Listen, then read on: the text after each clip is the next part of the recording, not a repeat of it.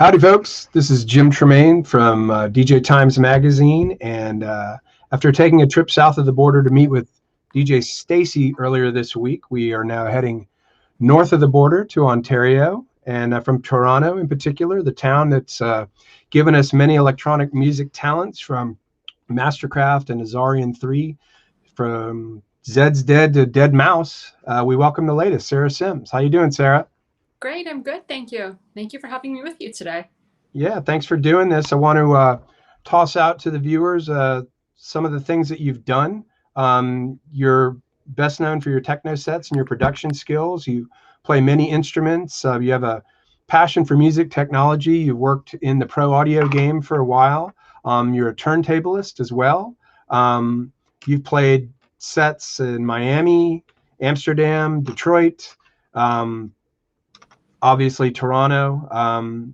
You've become a producer and you're putting out some exciting music now. We've reviewed a couple of the tracks for DJ Times, and they include a techno track called Bronx, which I like quite a bit. And you re-released, or rather you reworked a release of Terrence Parker's Love's Got Me High. And you have your own label, Symmetry Sounds. So you got a lot going on in the last year or so. Welcome aboard, and tell us, how have you gotten through the pandemic? Seems like you've been very busy making music. Well, it's been an interesting year, that's for sure. It's been a year that really nobody anticipated having, but I guess no matter what happens, you have to make the best of the time and where you are and what you have to work with. Right, and as a musician, there's a lot of emotions to tap into, so I'm assuming that probably informed your music somewhat. Yes, yeah, for sure. I think we met at Winter Music Conference a few years ago. I think you were involved, you were a contestant in a DJ spinoff, if I remember correctly, which was probably, I don't know, about 20 yards from my booth. So I saw you did really well, and I was really knocked out at your turntable skills. And you were down there. Were you with Native Instruments at the time, or what were you doing down there? That year, I was just there to do the DJ battle. So okay. I was there doing, just doing my thing at the battle and hanging out at the conference. Right. Yeah. Well, we miss it again this year. So are you a lifelong Torontonian? Are you a native Canadian? Yes. Yeah. Toronto is my hometown.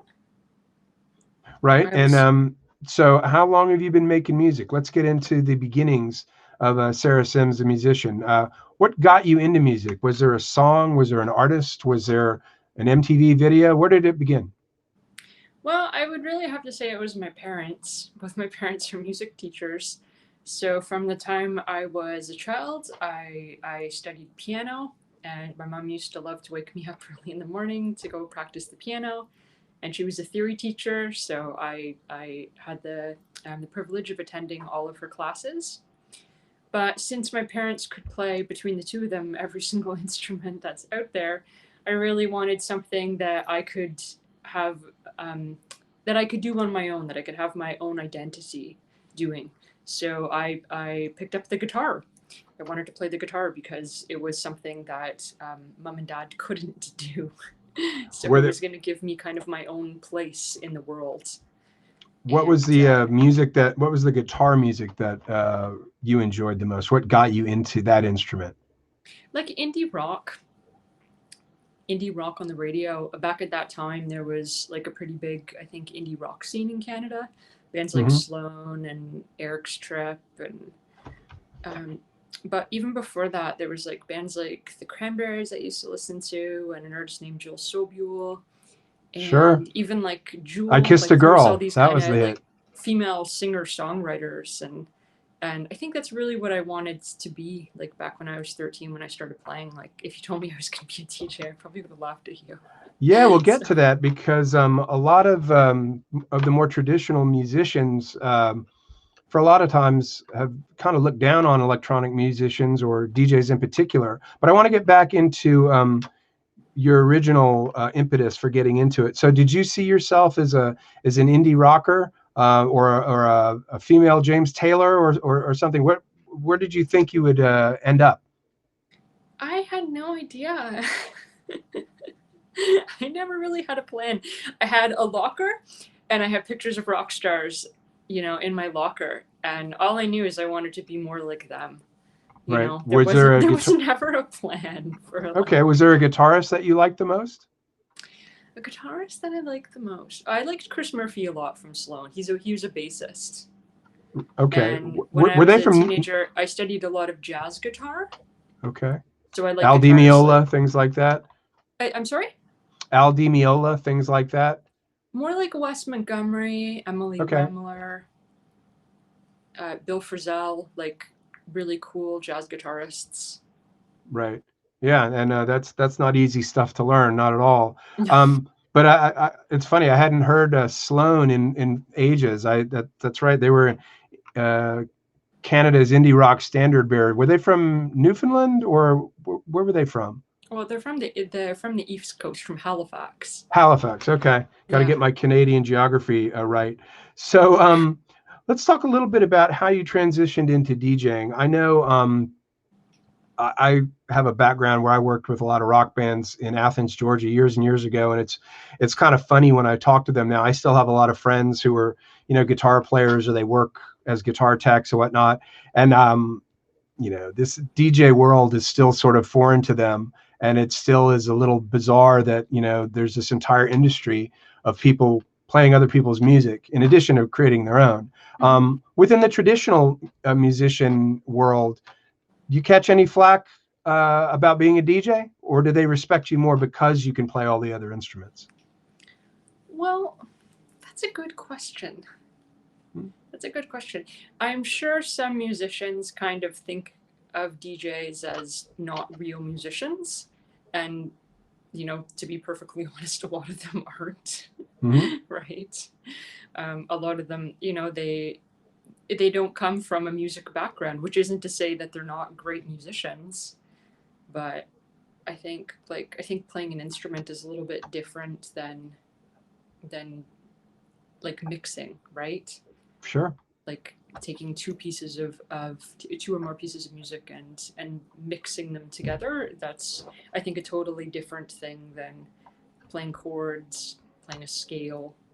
Sure. So, but also a DJ is going to know or should know what is going to work in a nightclub or festival environment, whereas somebody who's not in those environments all the time might make a great track, but it may not work because it doesn't work specifically for the club or the festival. So where did your DJing start? Well, first time I went to a nightclub was in France. I was 17, and I wasn't legal here in Canada to go to any clubs. So that was the first time I was really exposed to like the disco environment, and I just thought it was so cool. And when I came back I was living in France for a little while when I was a teenager.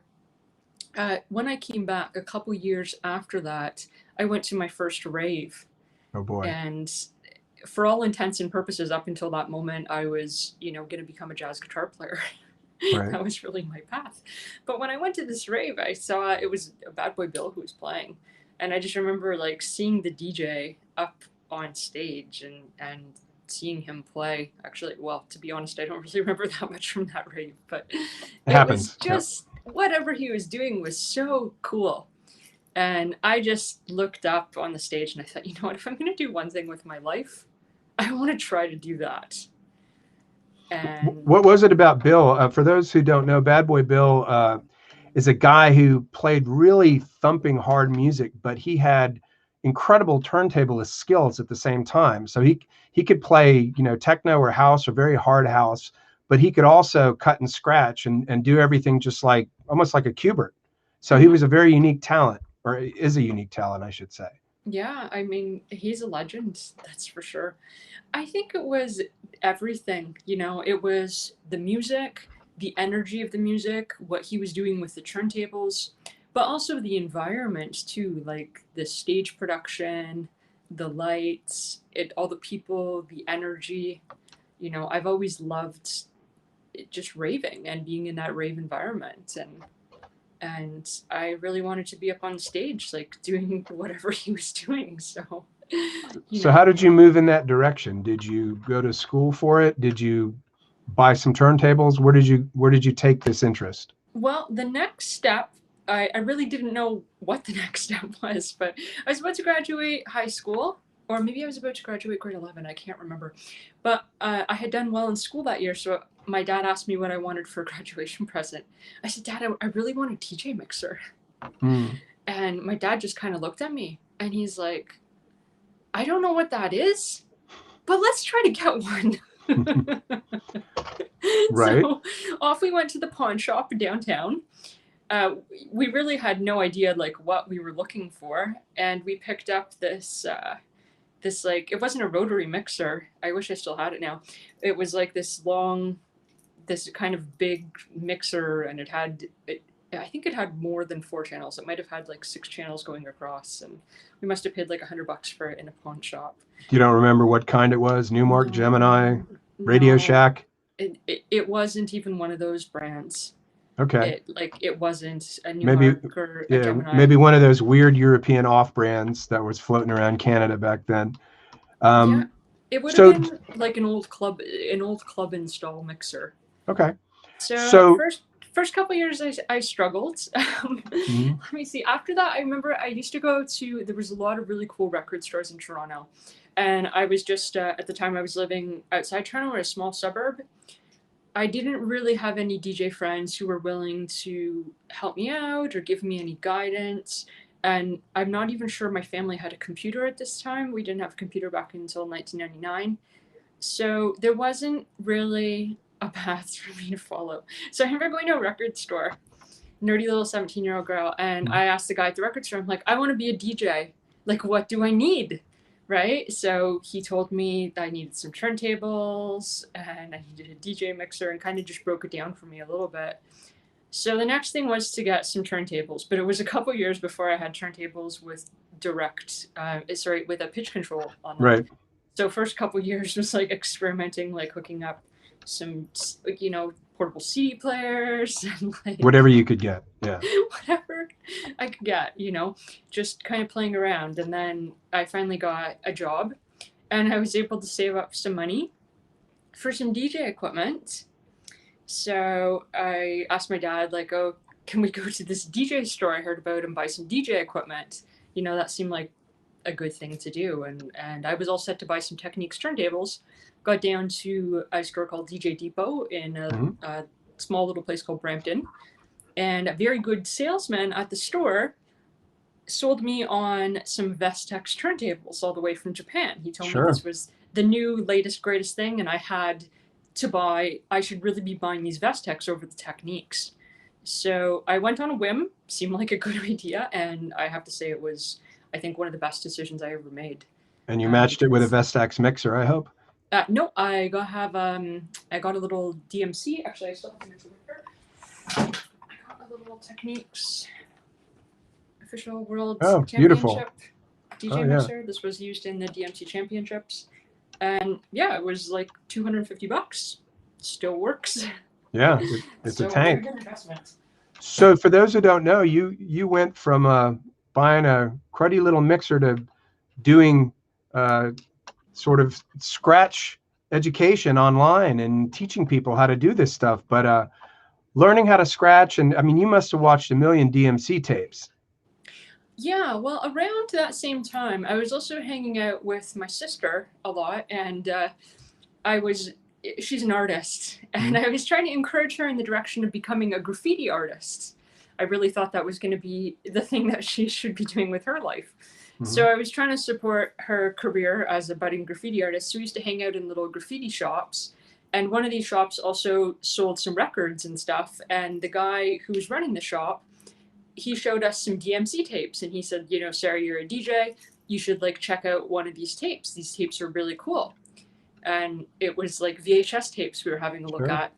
So I started buying these VHS battles, the Vestex Extravaganza, and also different DMC World Championships. And my sister and I would spend hours watching them. What are these guys doing? Yeah, it had to be a little intimidating to see some of the tricks they were doing. Yeah, because they were very advanced. And anyways, tried to learn to scratch on my own. It really wasn't working out, Mhm. at all. First couple of years of teaching were really hard. And I knew I needed a teacher, but I really had no idea where to find one, like still didn't know anybody. So I called back the DJ store that I bought my turntables from. And I just said, "Hello, I need some help. I'm looking for a DJ teacher. Can you guys help me out?" Right. And the Right. guy on the other end of the phone, he said, like, "Meet me at my house tonight at 6 o'clock." And he gave me the address, right? So I said, "Dad, can you drive me, to, it was Scarborough, which is like not the best neighborhood outside of Toronto, Mhm. right?" I said, "I have to go to this DJ's house tonight, right? I'm just still a young kid, right?" And my dad was like, "Well, I'll drive you, Sarah, but I'm waiting outside in the car." Ah, good father. Yes. But So, ultimately, you got your education and you got to a point where you were confident enough to play in front of people. Talk a little bit about that evolution. well, I mean, it took a lot of practice. I was practicing a lot when I first got my turntables. I would spend between 4 and 8 hours a day, practicing scratching. I was much more interested in scratching and turntablism than I was in mixing when I first Right. started. So, it was really just a hobby for me that I liked a lot. I think I liked it a little more than playing my guitar. The music was edgier. The music I was into was more like hip hop and drum and bass. Hmm.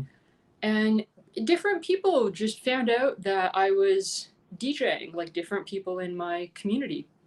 I used to spin at like b-boy battles.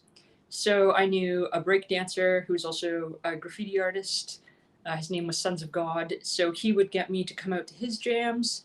I had a friend who was throwing some festivals, Melly Fresh from Play Records, and Hmm. she got me to play. So we're just kind of started to slowly spread, you know, with different people that I was doing DJing, and a lot of people would get me to come out and do like a scratch demos and stuff, little routines and stuff, and it just kind of, it started slowly, and then I think I started to hunt around for some gigs a little bit more once I found out I could make some money, Sure. like DJing, and once I found that out, like it's just been living the dream since then. That's great. So Toronto has always been known as a great club town. Were you much of a clubber during that time? Were you going out and networking and listening to the other DJs? Maybe not so much the scratch jocks, but were you? I mean, house and techno has always been big in Toronto.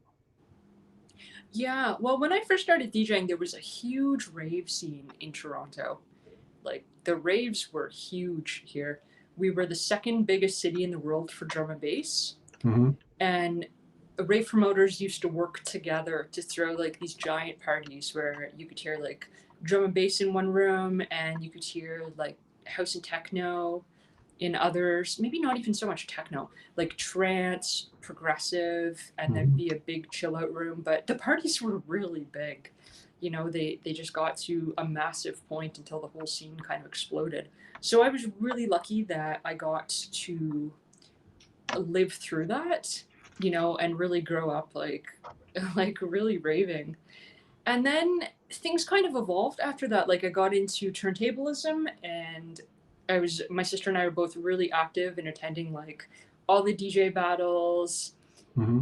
all sorts of like open turntables, like all sorts of really kind of cool underground turntablism events, because around that same time there was just an abundance of uh, of really cool like turntablism stuff going on. Are we Toronto was talking 1990s here? like very early 2000s. Okay. Yeah, Toronto was like a really, really hot city for turntablists. We had a lot of great DJs. We had DJ Dopey win the World Championship around that time. Before that, we had in the late 90s, we had like the Turnstiles crew.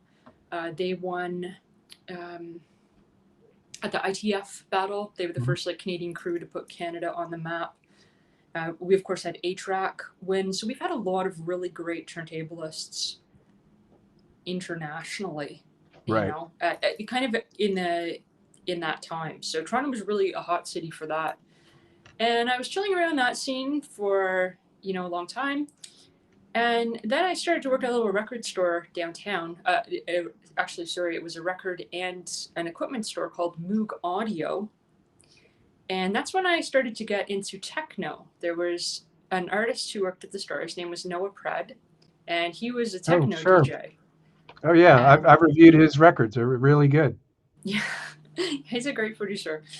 And he was playing at a jam one night, and he's like, "Do you want to come?" So I'd never been to a techno party before, you know, and until I really started working at Moog Audio, I had zero exposure to the techno scene. And I remember I went to the techno party that night, and I was like, you know what, this is like really cool. I'm really digging the sound. And I remember around the same time, the store put up a big poster. Richie Houghton was doing a gig. Right. I remember asking the store owner, like, who's this Richie Houghton, right? Yeah, Windsor's most famous DJ, yeah. The store owner always used to laugh at me because, like, I didn't know a lot of these artists yet, right? Once again, I'm still just, like, a very young kid. And, you know, he's like, oh, you don't know Richie Houghton? You got to check out Richie Houghton. And my interest just kind of grew from working at this record store, you know, like different albums would be played. I was there a couple days a week, so they play all sorts of different records. And I was like, oh, what's this? What's this? What's this? Like always checking out, you know, always so interested in learning about new music. Sure. Always a great place to get a musical education, the record shop. So you guys were also selling gear in the shop as well? Mixers and so forth? Yeah, it was a shared store, which actually, unfortunately, just closed down during the pandemic. Legendary shop in Toronto. It was called Moog Audio. So we sold all sorts of kind of like boutique audio equipment and DJ equipment. And then there was also a store called Slinky Records, which was a great store for vinyl. Right. So did that help you get connected with the pro audio side of things? I know that you've worked with some of the major companies. How did you work yourself into that world? Well, actually, my boss, Francis, at the store, one day he showed me, like, I met a lot of different connections to the store, that's for sure. All sorts of different people coming through. But back to the story, Francis showed me this, a DJ magazine one day that had a review of Mixed in Key in it. Right. Because Mixed in Key was in its very early stages at that time. It had been out for a couple of years, but it was a review of a software. And he said, Sarah, I think you should check this out. Right? So I looked at it and I thought, this sounds really cool. Went home, bought the software, tried it out. I was like, oh my goodness, this is so amazing. Because before that, I was like figuring out the keys of my records by ear. And I would write the key of the record on my records, which was very time consuming. And I really liked Mixed in Key because it allowed me to mix harmonically. Right. So I sent an email off to Mixed in Key. I said, hey, your software's amazing. I'm a DJ from Canada. I'd love to do a promo video for you. Can we work on this project? Right. Yeah, and you got in touch with Yakov, I suppose? Yes, Yakov wrote me back right away. He said, hello, I'm the CEO, I'm the inventor of Mixed in Key. I'd love to do this with you. I'm coming in 1 month. Let's film this.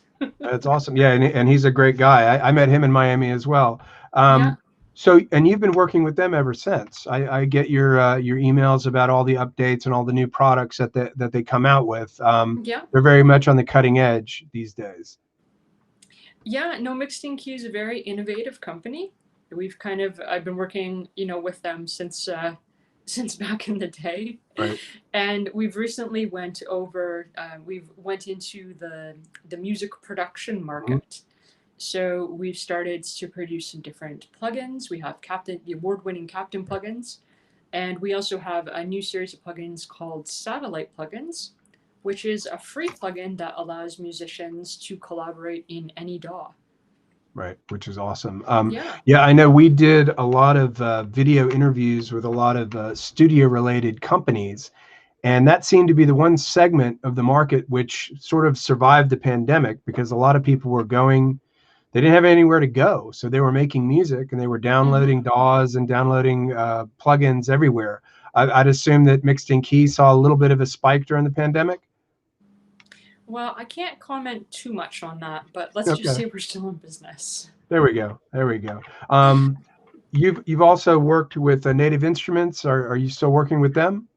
Yeah, I've worked with Native Instruments for also a long time. I'm a very dedicated Traktor user. I use Traktor in all my sets. I love the effects in it, and it's great for the style that I play, like for mixing techno with effects. You know, you really can't beat the software. Right. So, Yeah. I mean, it depends on what kind of DJ you are and what you require. Definitely bigger in Europe than they are in the United States, but a lot of the techno DJs and house DJs are still using Traktor, and obviously Native Instruments has a slew of studio products on the other side. Let me ask you really quickly about where you see the tech side of the DJ industry going. Do you see more all-in-one units? Do you think DJs are going to stick with laptops or USBs? How do you think it's going to break out in the next couple of years? That's an interesting question, and it's hard to make a strong prediction, I think.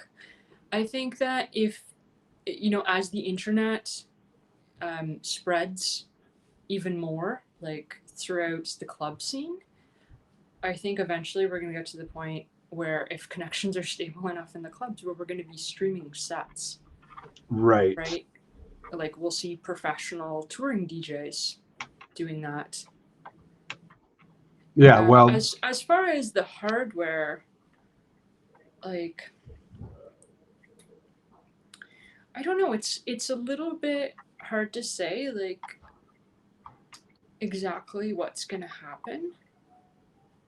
I think there's some DJs who will continue using digital DJing software because of the fact that it allows you to bring so much music and you have a lot of digital effects in your laptop.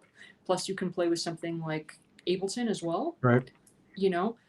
So I think there's going to be different types of DJs as there are now, right? Like there's all sorts of artists who are using also CDJs, right, with the USB keys. Yeah, I mean that's the easy way to go. It's just streaming is always scares a certain segment of the DJ audience in terms of connectivity and everything else. I mean, you don't want to go out there live without a net. But all of the platforms have gotten so much better recently. Yeah. So I was just what is your thing? You just use a Traktor and Traktor hardware as well, or Native Instrument hardware? Yeah. I use Traktor and I use a couple. I have them right here so I can show you. I use the Allen and Heath X-Zone K2s. So I have a customized mapping that's been written for Traktor, and I use 2 of these.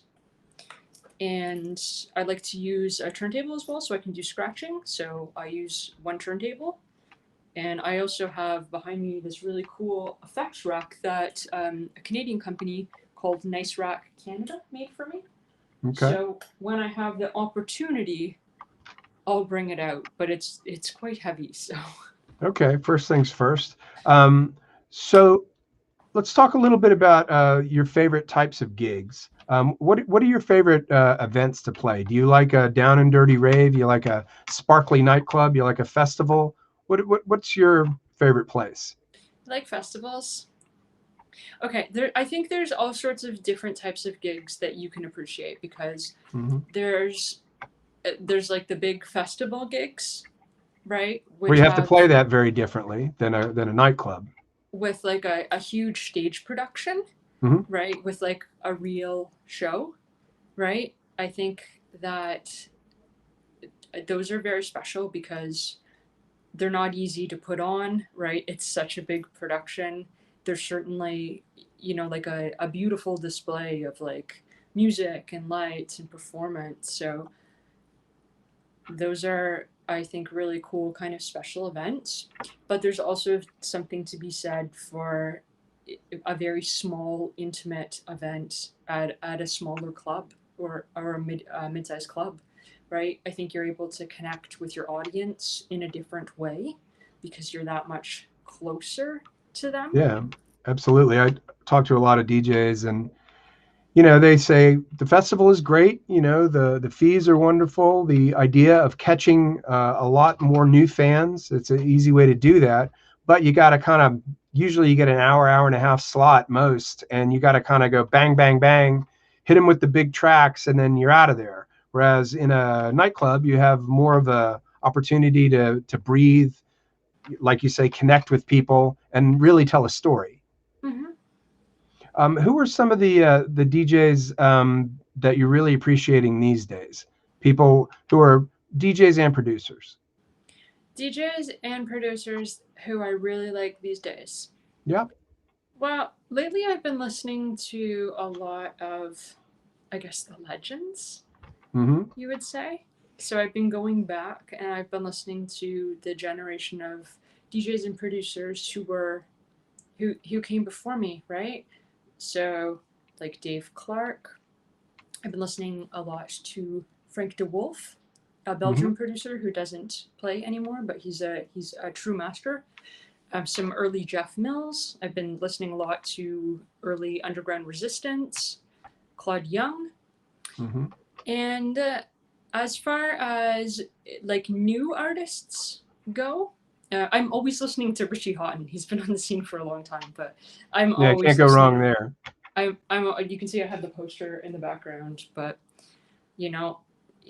I really learned a lot from listening to his sets because he's so original, the way that he uses his effects, right? There's no other DJs who play like him. So, I'm always trying to learn from him.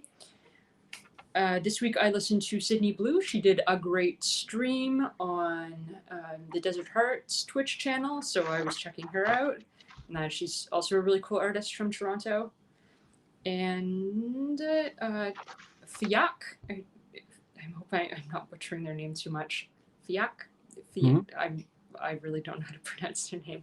They're a group from Berlin, and they're awesome. It's a duo. They have great energy, and I love all their tracks. Their tracks are like a little bit dirty and grimy, and that sounds great. Like almost like a fusion of techno, and then there's sometimes like some drum and bass elements in there. So yeah, I've been checking out their sets a lot. So you mentioned you're watching some live streaming. I saw one of your streams. I think you did. It was a couple months ago. I believe you were in a club in Toronto. It was about an hour and a half techno set. How have you taken to the live streaming? It's an interesting proposition. It's definitely a way to keep yourself out there, but again, it's a different kind of endeavor. How have you taken to it? So, what can I say about streaming? When the pandemic say whatever you started, like. I was doing a lot of streaming. I was really hot on like, I want to try out a Twitch. I want to try out my Twitch channel. I wanted to really learn how to stream with green screen. And I kind of explored that, and I found it to be a pretty lonely experience. Just like playing music in my bedroom to nobody. Right. To be honest. I don't want to sound negative about streaming.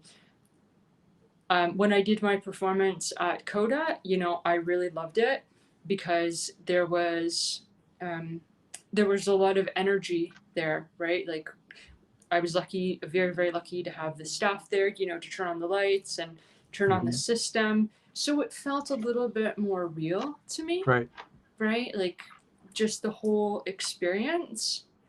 But it's very, I think, difficult as an artist, the streaming thing sometimes, to put energy out because there's not that exchange going on. Exactly. And there's not people there connecting, to music. But yet we've all watched some streams that have impressed us more than others. And some of the DJs can transcend that. And some of it's the music, some of it's their own energy.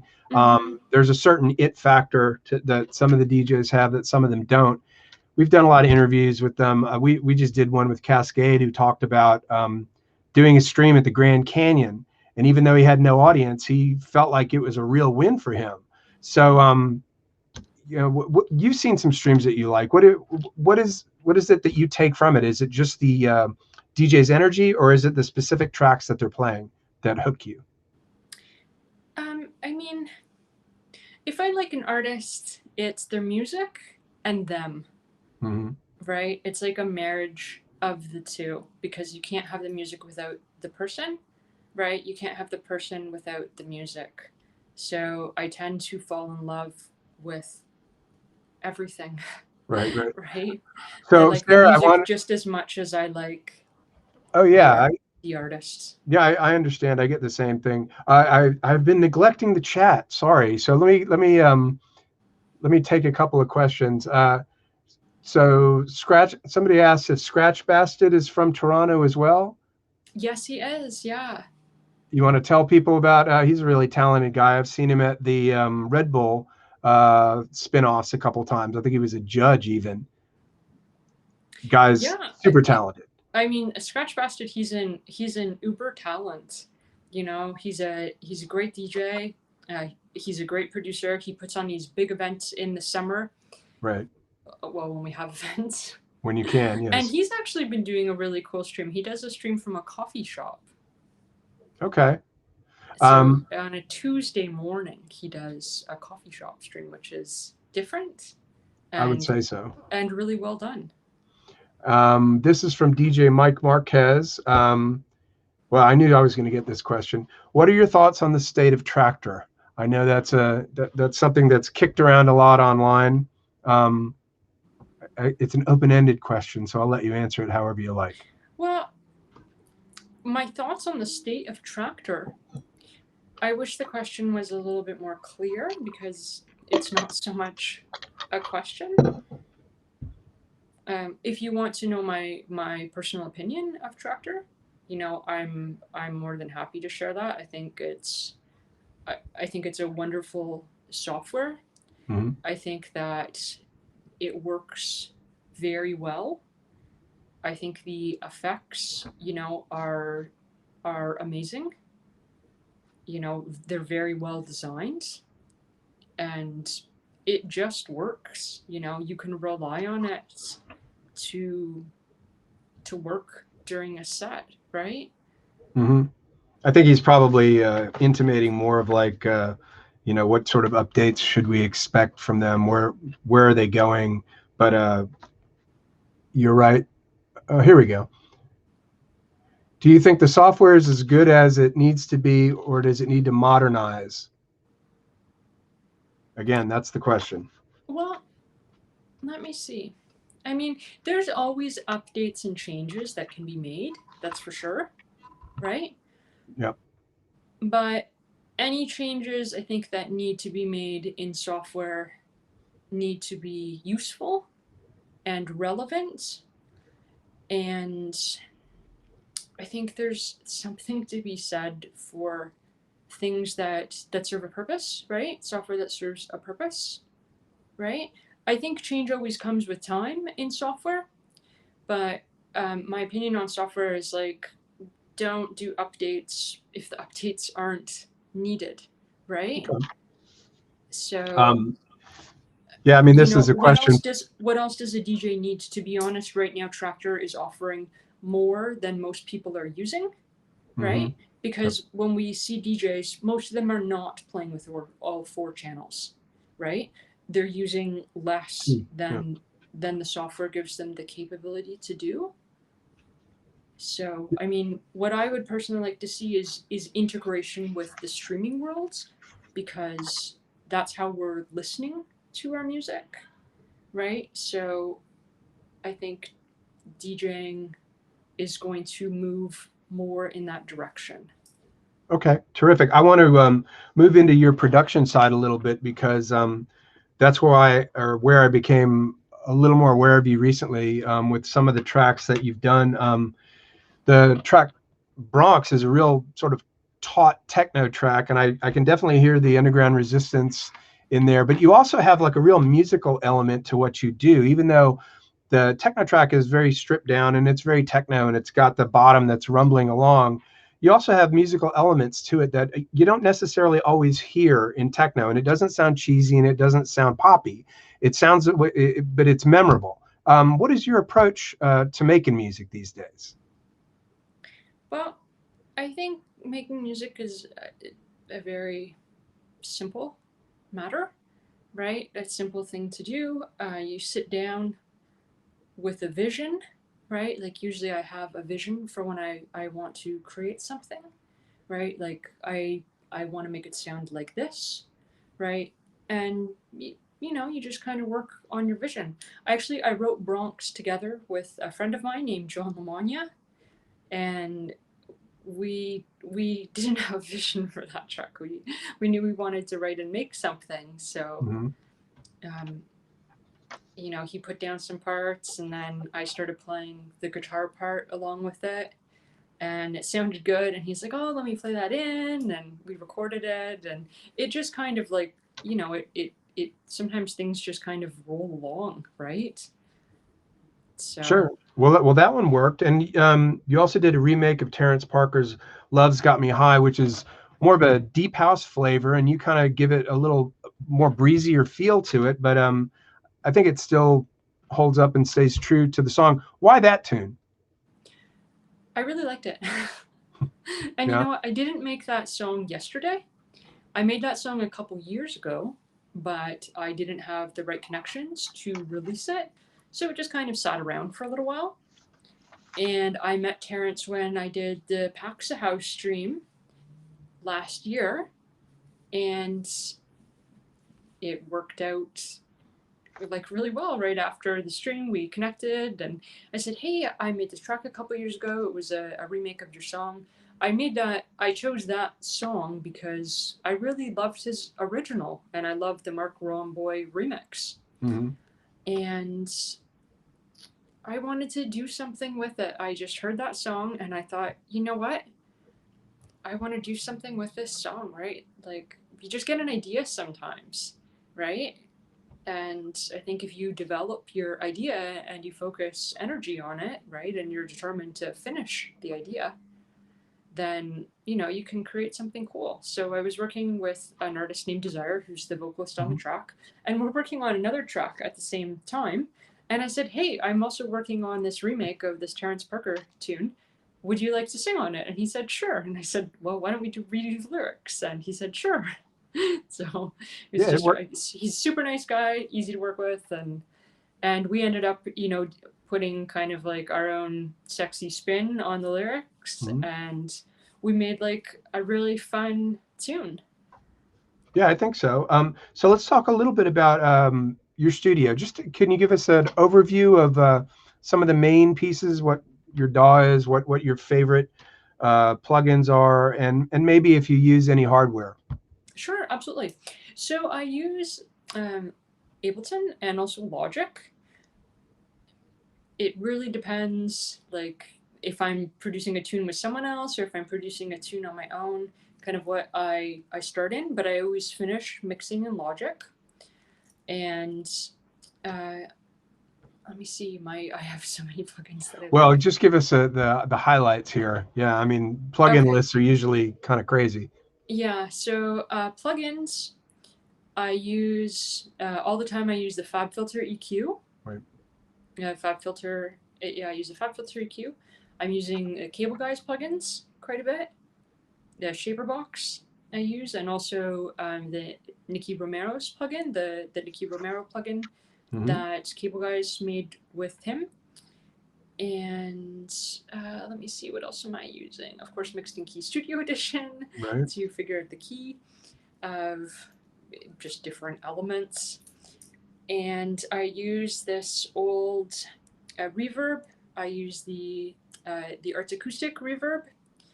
And oh my goodness, so many plugins. A bunch of Universal Audio ones.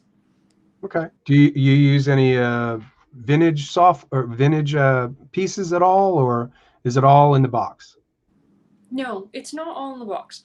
I also have, oh, actually, one piece of software and hardware that I use Roland's TB303. I don't have the original TB303, but I have a TB03. Okay. And I also have a Moog subfatty, so sometimes I'll make lines on the subfatty. And then I have, of course, my Fender guitars.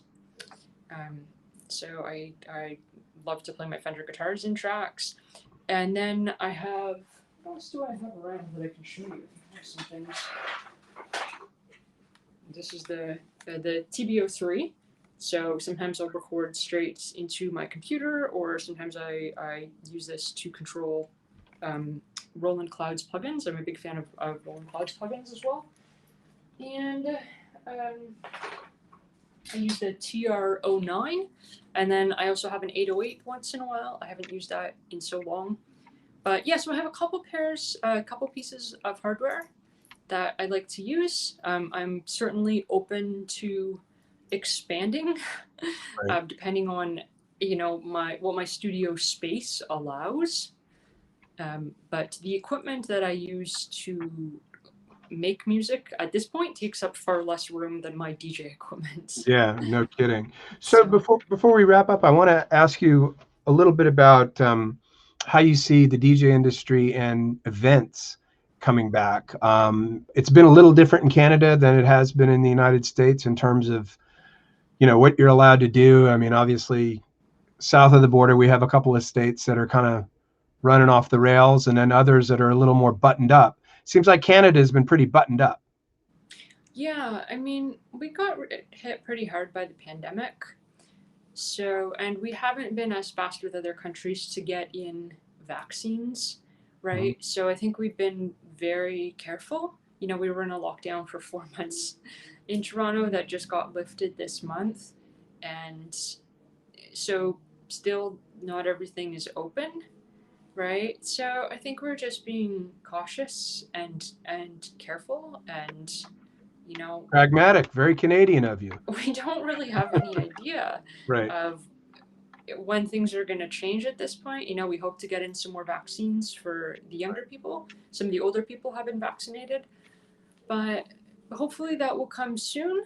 I think other countries are moving along. I just got an email today that the Amsterdam dance event is Right. I going was to going to mention happen that. this Yeah, year. Amsterdam is happening. There's actually a big festival that's going on outside Atlanta in September. I'm spacing the name.